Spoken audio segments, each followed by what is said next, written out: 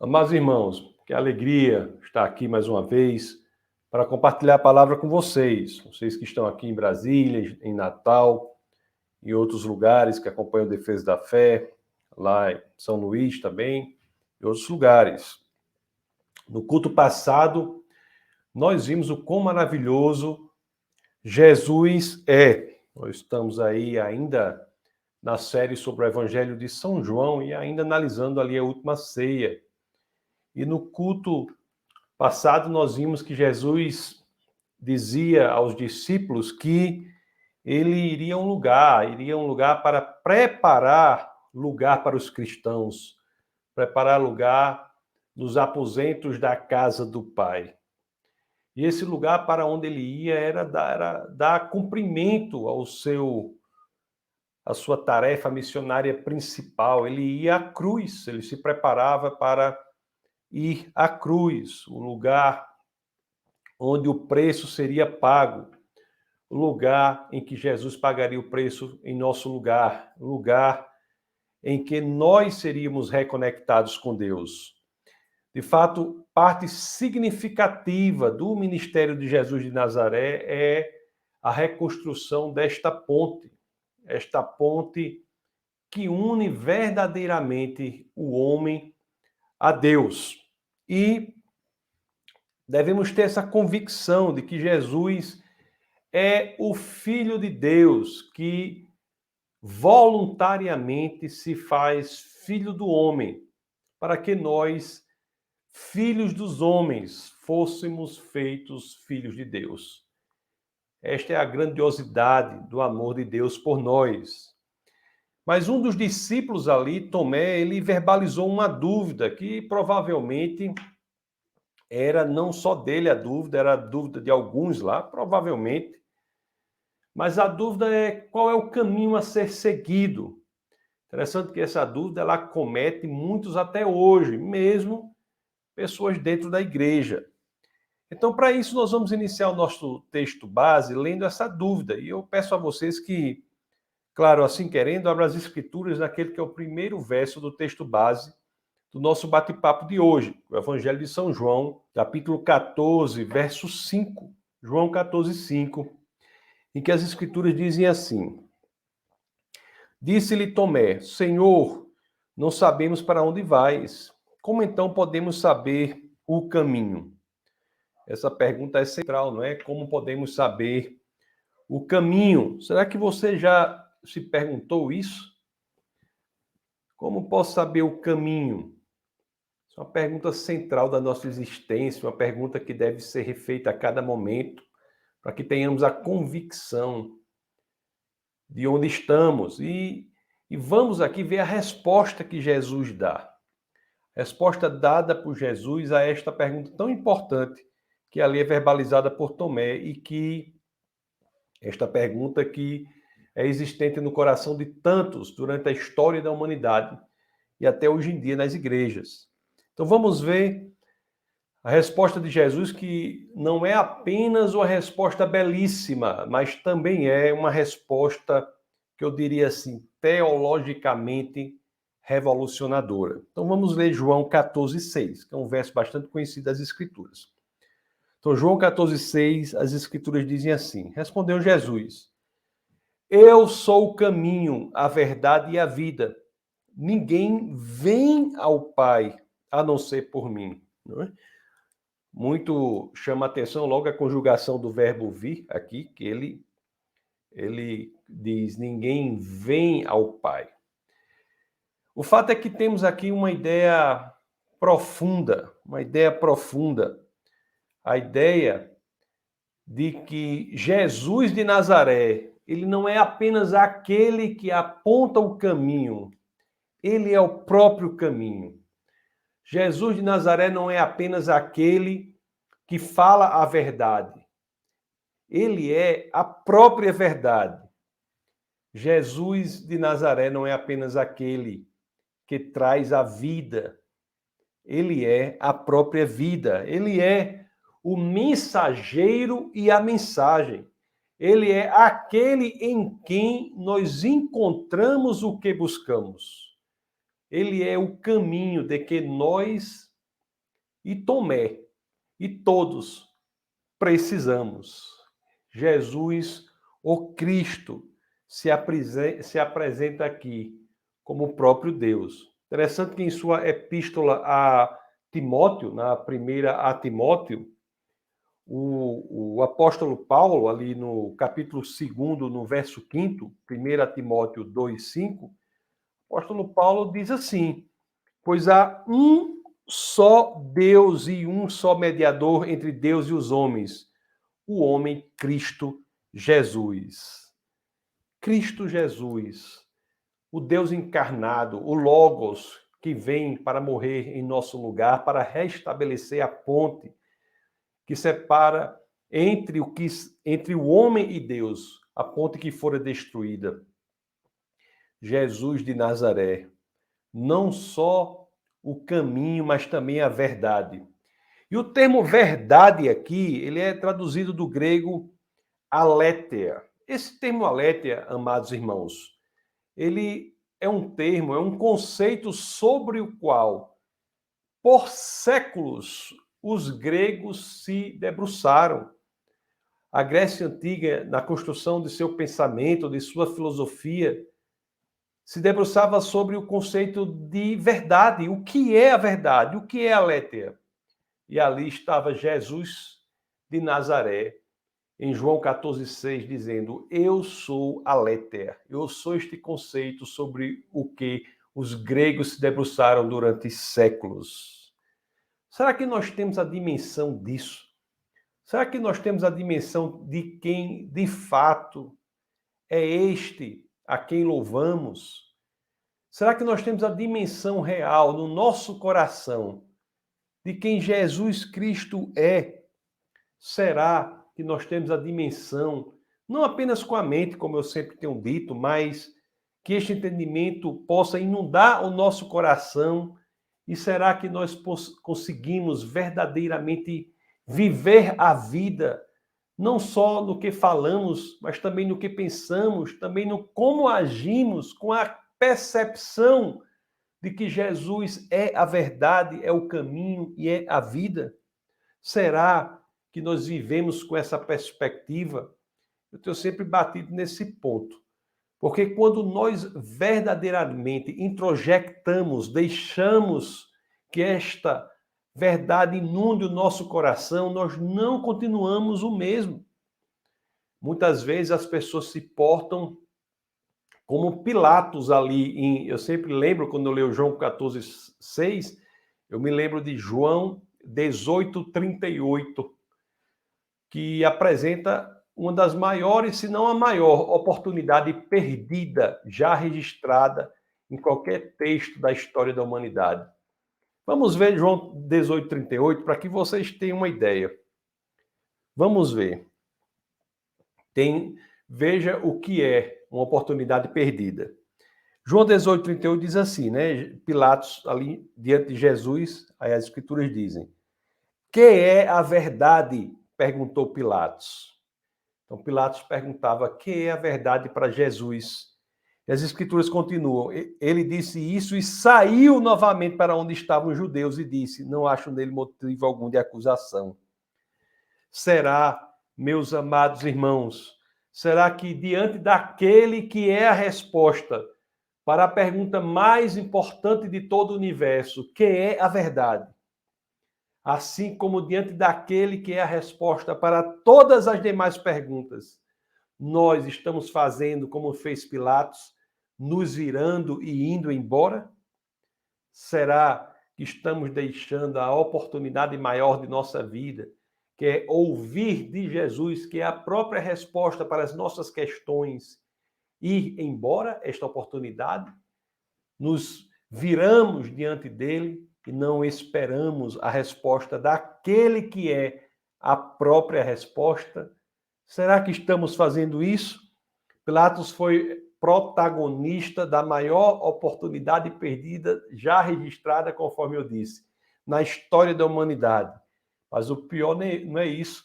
O pior é que muitos fazem o mesmo até hoje e se deixam levar pelos próprios conceitos, pelas próprias ideias, pelas próprias construções de suas afirmações e perdem a oportunidade de buscar em Cristo, que é a própria resposta, o caminho, a verdade e a vida de que precisam para ter uma vida cheia de propósito e sentido. Será que estamos fazendo isso? Jesus não só o caminho, não só a verdade, mas também a vida em grego, zoe. É uma vida cuja tradução para o português, né, zoe, cuja tradução para o português em vida, talvez não dê a profundidade do conceito que representa. Porque Jesus é um tipo de vida que é maior do que uma palavra pode dizer. Jesus é a vida eterna. Jesus é o perdão. Jesus é a restauração. Jesus é aquele que vence a própria morte, aquele sobre quem a morte não tem poder. Será que nós vivemos com essa certeza? Vivemos com essa perspectiva? Será que nós temos a dimensão de quem Jesus é de fato e vivemos com esta perspectiva de que Ele é aquele em quem encontramos a vida eterna? Ou será que vivemos nos amedrontando diante de qualquer coisa? Amados irmãos, quando nós lemos isso, Jesus afirmando de si próprio ser o próprio Deus, o caminho, a verdade e a vida, a fonte da vida, a vida eterna, nós devemos ter o nosso coração repleto de coragem e de convicção de que se estamos passando por uma dificuldade, estamos passando por doença, Jesus é a resposta. Se há problemas em nosso casamento, Jesus é a restauração do casamento, é a vida diante da morte do casamento. Jesus é a resposta. Problemas na alma, depressão, ansiedade, inquietude do coração. Jesus é a resposta. Jesus pode ser o pai daquele que nunca teve pai. Jesus é a solução para qualquer que seja o problema. Por quê? Porque Jesus é Deus. Ele é o caminho, a verdade e a vida.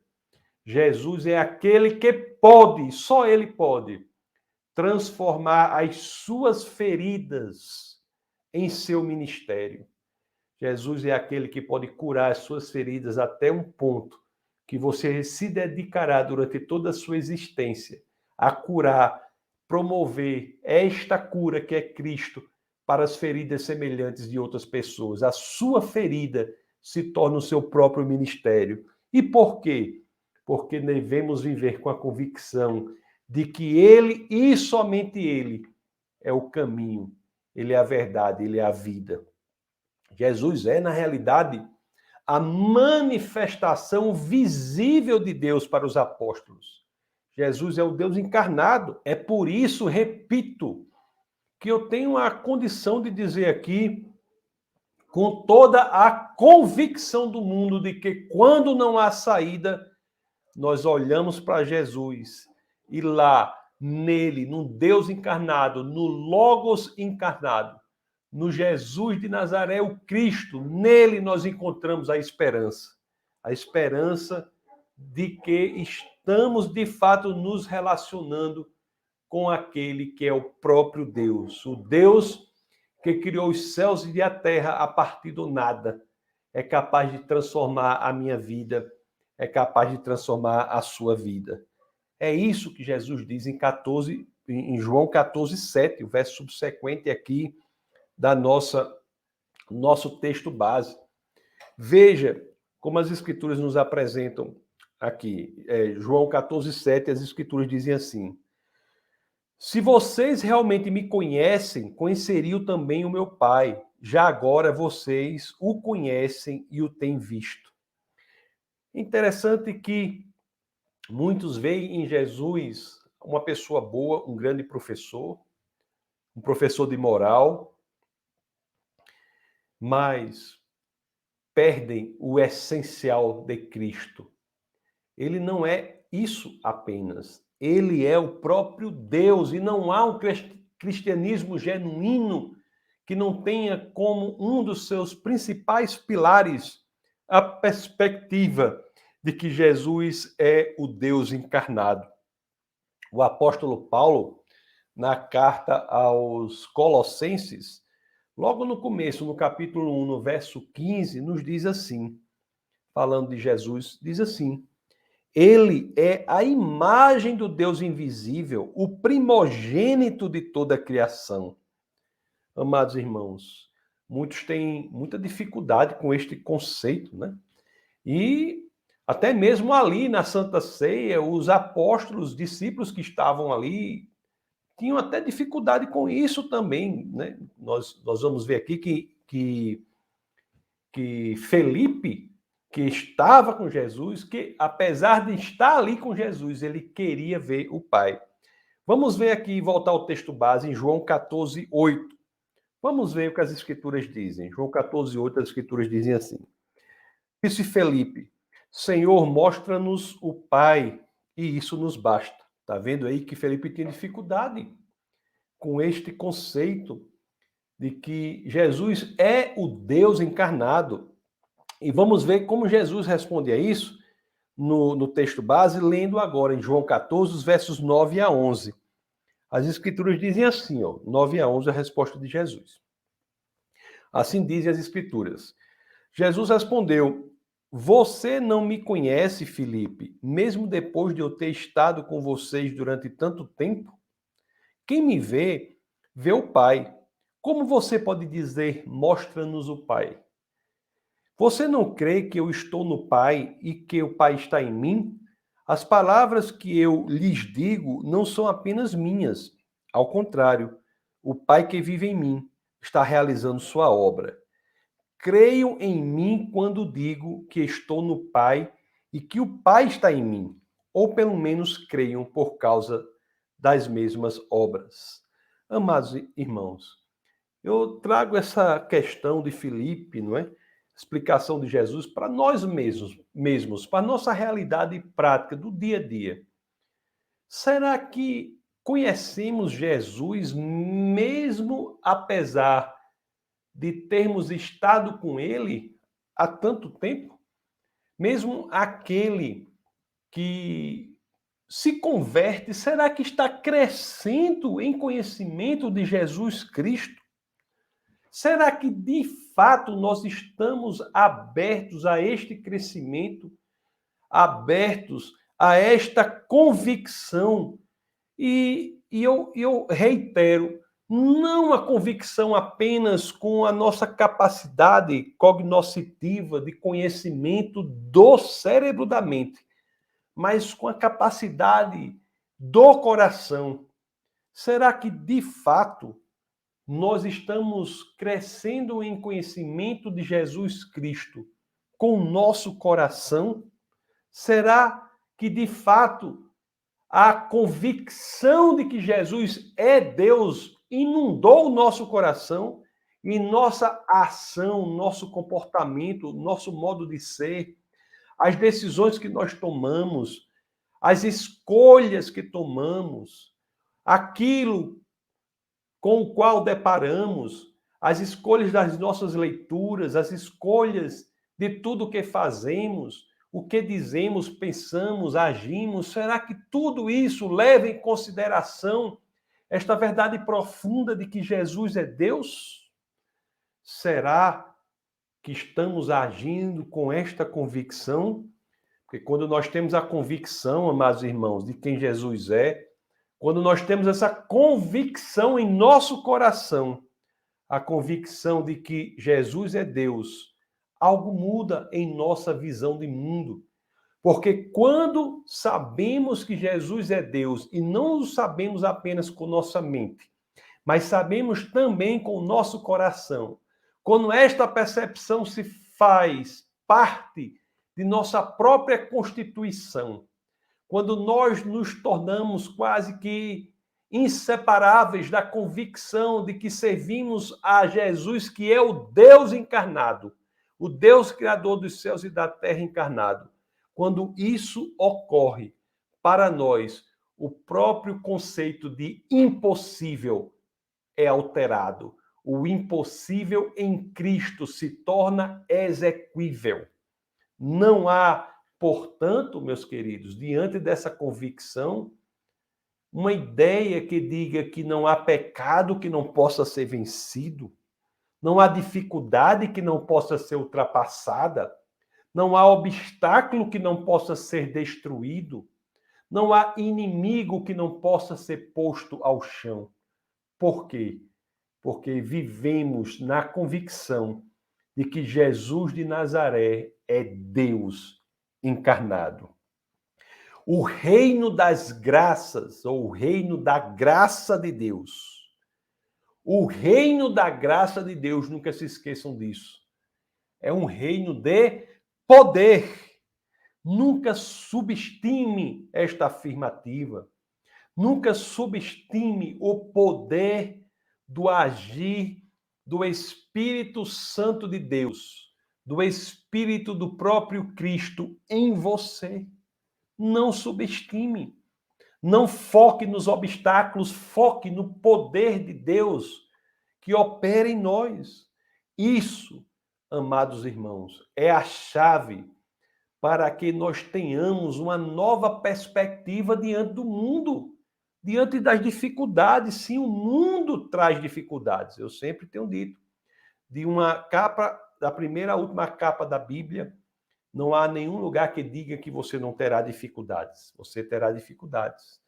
Mas há inúmeras passagens que nos garantem que passaremos por essas dificuldades com a paz que excede todo o entendimento, com a certeza de que o nosso foco em Cristo é suficiente para superar todo e qualquer obstáculo, porque devemos ter impregnado em nosso coração a convicção, a noção, a certeza de que Jesus é Deus. Isso nos dá uma nova realidade prática. O cristianismo não é um arcabouço intelectual teórico sem influência no nosso dia a dia prático. Pelo contrário, o cristianismo é a expressão da verdade que impõe uma nova realidade prática, uma transformação de vida, um novo viver, um novo modo de existir, uma nova coragem, um novo encorajamento diante das vicissitudes, intempéries e dificuldades da vida.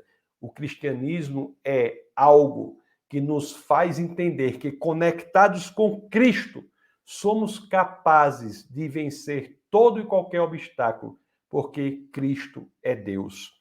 Vejamos aqui o que o próprio Jesus de Nazaré nos diz nos versos 12 e 14 do texto base lá, João 14. Então, Evangelho de São João, capítulo 14. Vamos ler os versos 12 a 14. Olha o que o próprio Jesus de Nazaré nos diz. Digo-lhes a verdade, aquele que crê em mim fará também as obras que tenho realizado. Fará coisas ainda maiores do que estas, porque eu estou indo para o Pai. E eu farei o que vocês pedirem em meu nome, para que o Pai seja glorificado no Filho. O que vocês pedirem em meu nome, eu farei. Amados irmãos, quem disse isso aqui foi Jesus Cristo. Você acha que devemos considerar o que ele disse ou não? Porque tem gente que diz assim, mas parece que isso que Jesus disse não foi bem assim. Como assim? Aqui está claro que é algo que o próprio Deus encarnado nos diz. Ele primeiro fala de que ele é Deus e que, se temos essa percepção de que ele é Deus, nós podemos e faremos obras ainda maiores do que ele fez. E vocês notaram que essa expressão aqui, que está no verso 13, que diz assim, botei o 13 e o 14 na tela. Essa expressão que diz assim, eu farei o que vocês pedirem em meu nome, para que o Pai seja glorificado no Filho. E o 14 repete, diz assim, o que vocês pedirem em meu nome, eu farei. Isso é dito no verso 13 e no verso 14. Isso é dito duas vezes. O que nós pedimos no nome de Jesus será feito. Olha, o nome de uma pessoa deve levar consigo, com este nome, o caráter e a reputação dessa pessoa. Era assim na antiguidade, né? E deveria ser assim até hoje. Pedir no nome de Jesus é pedir algo consistente com o caráter de Jesus.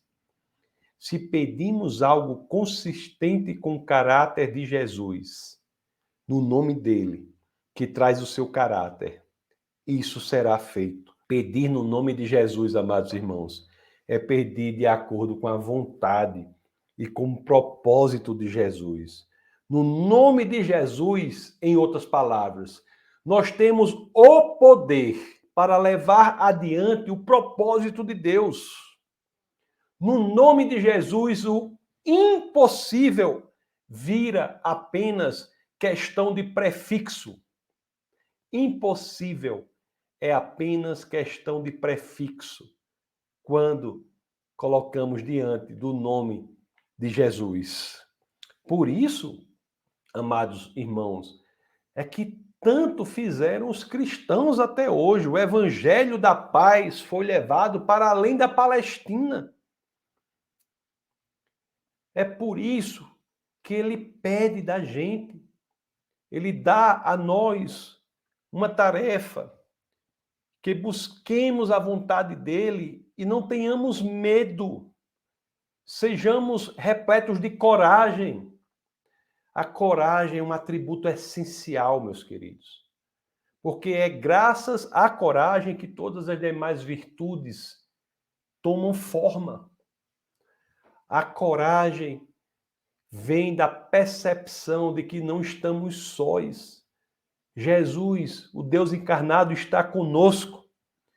E cabe a nós, segundo dizem as Escrituras, cabe a mim e cabe a você, fazer com que esse evangelho chegue mais longe ainda, a começar do nosso próprio lar. Cabe a nós fazer a proclamação do evangelho, falar do evangelho, muitas vezes com nossas próprias ações, para que as pessoas possam ver Cristo e, assim querendo, o Espírito de Deus é gentil, ele respeita o livre-arbítrio. Mas cabe a nós mostrar a esperança para que aqueles que queiram, aqueles cujos corações estejam abertos à busca do evangelho da esperança, possam ter suas vidas transformadas. E quando olham para um lado e para o outro, não veem nada, só incerteza e escuridão, possam em Cristo olhar e ver luz e esperança de uma vida cheia de propósito e de sentido. Tudo o que precisamos fazer, amados irmãos, é verdadeiramente estar na vontade de Deus.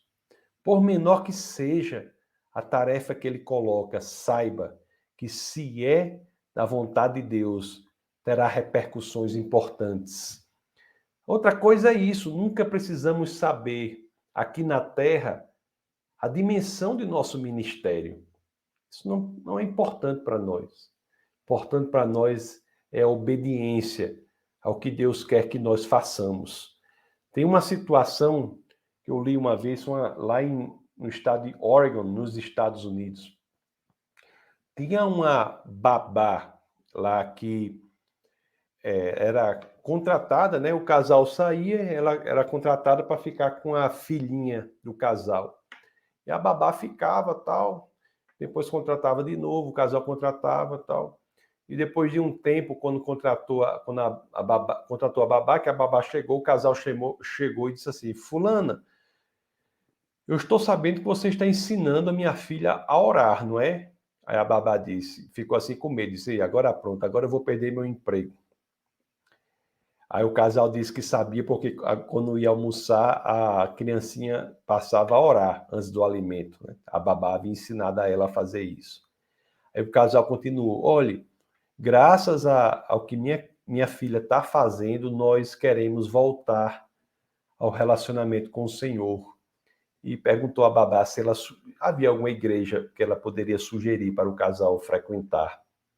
Então você veja a repercussão importante de um simples ato de ensinar uma criança a orar.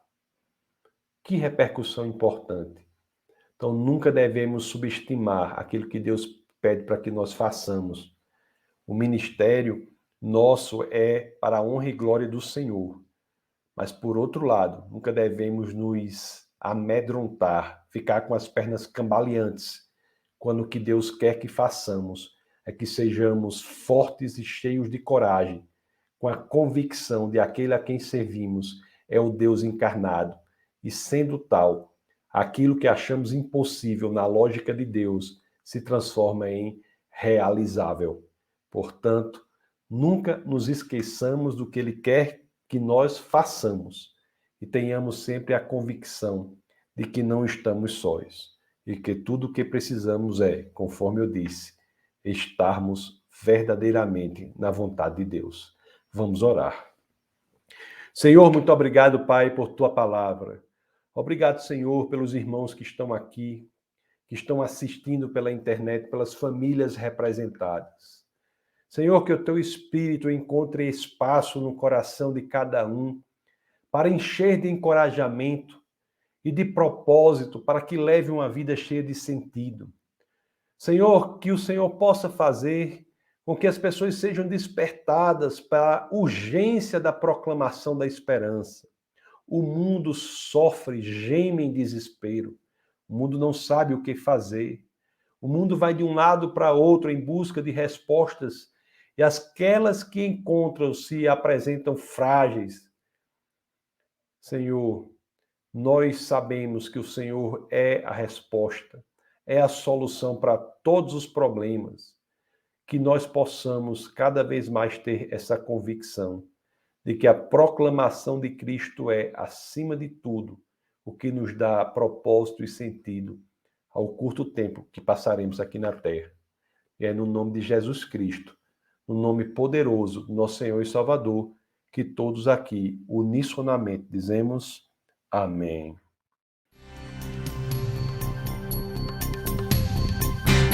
Essa foi uma produção do Ministério Internacional Defesa da Fé, um ministério comprometido em amar as pessoas, abraçar a verdade e glorificar a Deus. Para saber mais sobre o que fazemos, acesse defesadafé.org.